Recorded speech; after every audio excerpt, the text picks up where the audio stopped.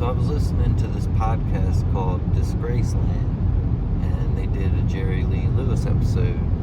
And the episode was about how his fourth and fifth wives both died under mysterious circumstances, and kind of was pointing the finger at Jerry Lee. I had never known that he had two wives that died under these circumstances, and that there was any evidence at all that he may have played a role in it. So I'm listening to this podcast while I'm driving, and while I'm listening to it, and while I'm driving, I start making up this just goofy little hook: Jerry Lee, hillbilly insanity, whatever. And I never thought I would do anything with it.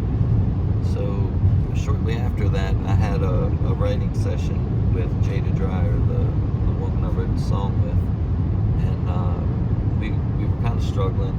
We weren't really getting anything, and she asked if I had any ideas. And just as a joke, I said, well, I have this goofy little chorus I made up about Jerry Lee Lewis when I was listening to this podcast. And I never thought I would ever do anything with it, ever. But I showed it to her, and she thought it was great. So we listened to the podcast together, and we wrote Jerry Lee off of that podcast. I get asked quite frequently if Jerry Lee has heard the song. I don't know if he has heard the song. I can't imagine that if he has heard it, he would be too, thrilled about it, especially in 2020 where, all this, the Me Too movement and all that stuff's going on. I can't imagine he would be too happy about it. But it's a song that I dig, and it's probably my most well-known song. It's the song that I get the most requests for. It's the song that we end the show with every night. So far it's been pretty good to me.